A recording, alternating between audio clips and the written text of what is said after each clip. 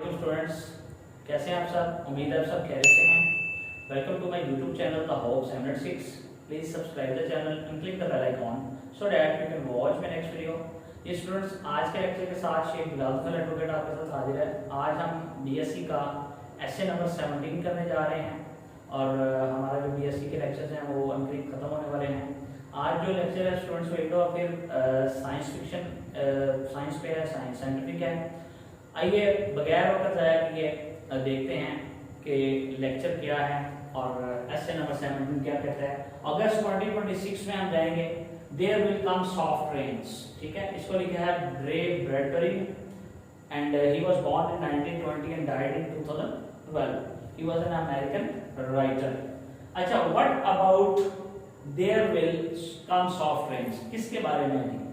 यहाँ पे मैंने कुछ लाइन्स लिखी हैं। There will come soft rains is a cautionary tale. Cautionary tale student किस तरह है? इंसानों के लिए, कि इंसानों ने अपना सारा काम जो है वो छोड़कर मशीनों पे डाल दिया है। और राइटर ने एक बड़ी खूबसूरत सी तस्वीर खींची है 2026 की, कि 2026 में इंसान कहाँ पे होंगे और मशीनें क्या कर रही होंगी। उसने एक विवर्ड ग्लिम्स पिक्चर जो है वो हमें दी है ऑफ अ न्यूक्लियर वॉर। वो कह रहे हैं कि न्यूक्लियर वॉर हो सकती है, घरों में रहने वाला कोई नहीं होगा, लेकिन काम अपने टाइम पे होते रहेंगे। एंड हाउ टेक्नोलॉजी विल, और जो टेक्नोलॉजी है वो किस तरह करेगी in the end not protect us, और हमें प्रोटेक्ट नहीं कर सकती। और इसके साथ ही आयरनी ऑफ सिचुएशन बताई गई है। The irony of situation is that he can not enjoy the comforts of life then, कि उस वक्त वो जो कंफर्ट है लाइफ का, ये जो इसने इन्वेंशंस कर ली हैं इंसानों ने, उसको कोई भी जो है ना बताने के लिए मौजूद नहीं होगा, एंजॉय करने के लिए मौजूद नहीं होगा। इसके इंपॉर्टेंट पॉइंट्स जो है मैंने यहाँ पे लिखे हैं, वो आपके साथ डिस्कस करता हूँ और वन बाय वन और देखते हैं, उसको समाप्त करते हैं। ये इंपॉर्टेंट पॉइंट्स में पहला पॉइंट है मेरे पास स्टूडेंट्स के, the writer gives us a horrible picture of the future. Writer ने बड़ी हॉरिबल पिक्चर खींची है 2026 की आफ्टर 3 इयर्स। हम 2023 में बैठे हैं, 26 में क्या होगा आफ्टर 3 ईयर। देखिए आप 2022 में बहुत सारी इन्वेंट नहीं थी चीजें, आज टेक्नोलॉजी ने कितनी तरक्की करके 2023 में मजीद बेहतर हो गई है और इंसान जो है वो उतने ज्यादा हडराम होते जा रहे हैं, उतने जो है वो फारिग होते जा रहे हैं कंफर्ट की वजह से। सेकंड पॉइंट है मेरे पास, ही इमेजिन्स दैट, ही इंसान जो इमेजिन करता है in the 21st century the progress of science will take negative and horrible dimension, कि उसने जितनी प्रोग्रेस साइंस की है वो ली है नेगेटिव और हॉरिबल डायमेंशन उसने बताई हैं, कि किस तरह हौलनाकियां जो है साइंस की वजह से दुनिया में आएंगी और क्या कुछ होगा। नेक्स्ट है जी, the future life of man is greatly dependent. इंसान का जो फ्यूचर है वो मुकम्मल तौर पर मुनहसर होगा ऑन द वर्किंग मशीन्स। जिस तरह हमने रोबोट्स बना ली हैं, हर जगह आप जाते हैं, जापान में, चाइना में, अमेरिका में, इंग्लैंड में, बहुत सारी जगह पर आप अभी भी देख रहे हैं कि रोबोट्स खड़े हैं और वो सारा काम कर रहे हैं। Robots and computers are at work, काम करेंगे। और राइटर ने इसकी दो रीजंस भी यहाँ बयान की हैं इस ऐसे के अंदर, वो भी मैं आपके साथ डिस्कस करता हूँ वन बाय वन।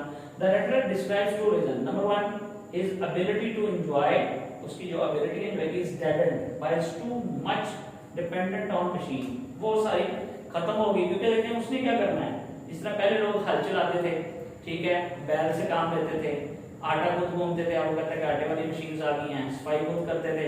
अब वो जो है वो वैक्यूम क्लीनर के बाद जो है वो सारी सफाई बाकी जो है वो रोबोट्स करेंगे। इंसान क्या करेगा? कुछ भी नहीं। एंड साइंटिफिक टूल्स, और साइंटिफिक टूल्स करेंगे। सेकंडली उसने कहा है his great dependence on machine is bound to eliminate him, उसने एलिमिनेट कर दिया फ्रॉम द सीन, सीन से ही हटा दिया, पसपुष्ट कर दिया है इंसान को साइंस ने। The atomic war will eliminate human being, atomic war में जो है वो ह्यूमन बीइंग्स को जो है वो खत्म कर दिया। एक बहुत इंपॉर्टेंट इंसिडेंट है ऐसे के अंदर, वो हम डिस्कस करने जा रहे हैं, उसका पॉइंट है और बाकी कहानी मैं आपको बताऊंगा। The main events of the story take place, जो मेन क्लाइमैक्स है स्टोरी का वो तब शुरू होता है इन अ लॉनली हाउस, एक घर की उसने पिक्चर ली है of the American state California की। उसने जो लॉनली हाउस की एग्जांपल दी है, उसके अंदर देखें जो क्लॉक है वो टिक्स 6 o'clock करता है, तो 6 बजे सुबह सुबह जो है वो रोबोट्स उठते हैं, मशीन्स उठती हैं, उठ के अपना काम काज शुरू कर देती हैं। 7 बजे वो घर को साफ करते हैं, वैक्यूम क्लीनर से रोबोट्स खुद ही काम कर रहे हैं। 8 o'clock में वो ब्रेकफास्ट बना रहे हैं, टोस्ट बनाते हैं, एग्स बनाते हैं, कॉफी बनाते हैं, चाय बनाते हैं, टी उनके लिए तैयार करते हैं, ठीक है। और but there is no one to take breakfast, I mean to say there is no human being in that house, क्यों वहाँ करने वाला कोई नहीं है। 9 o'clock, 10 o'clock, 11 o'clock भाई बारिश हो रही है, रेन हो रही है, जो मशीन्स के जरिए रेन को रोक रहे हैं। दूसरी तरफ जो है वो सूरज निकला हुआ है, ठीक है, इमेजिनेटिवली वो सारा बयान कर रहे हैं। सूरज निकला है, एक तरफ सूरज की बड़ी खूबसूरत पिक्चर है और रेन हो रही है इस तरफ, और रेन को जो है मशीन्स के जरिए स्टॉप कर रहे हैं।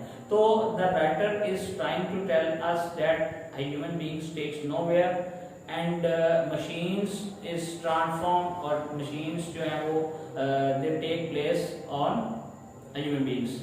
ह्यूमन बीइंग की जगह वो सारे जो जगह है वो सारी मशीन्स ने ले रही है, और मशीन्स जो है इंसान उस पर डिपेंडेंट हो गया है, और डिपेंडेंट होने के साथ साथ इंसान जो है वो निकट्टू हो गया, नकारा हो गया, वो कुछ नहीं कर सकता। लेकिन इंसान जो है वो पर्दे से भी गायब हो गया, सीन से आउट हो गया, ठीक है। तो ये बड़ी जो है ना वो डिसएडवांटेज है, बहुत ज़्यादा जो लॉस है इंसान का। यहाँ पे मैंने लास्ट पे वो लाइन्स भी लिखी हैं कि it is this loss of humanity, ये इंसान का वो लॉस है in the most developed society में, which is the central idea of the story, जो इसका मेन सेंट्रल आइडिया है। स्टूडेंट्स इसको आपने अच्छी तरह देख लेना है कि ये जो है loss of humanity most developed society के अंदर, ठीक है। जिस तरह अमेरिका है, जापान है, चाइना है, रशिया है, यूके है, फ्रांस है, इटली है, जर्मनी है, ठीक है, ये सारे जितनी कंट्रीज हैं बड़े डेवलप्ड कंट्रीज हैं, ये टोटली डिपेंडेंट हो जाएंगे उस पर, और इंसान की जो है वो खत्म हो जाएगी। I hope that students will really enjoy my lecture, and if you have a question at the end of this essay, so please ask me in the comment box. Thank you very much.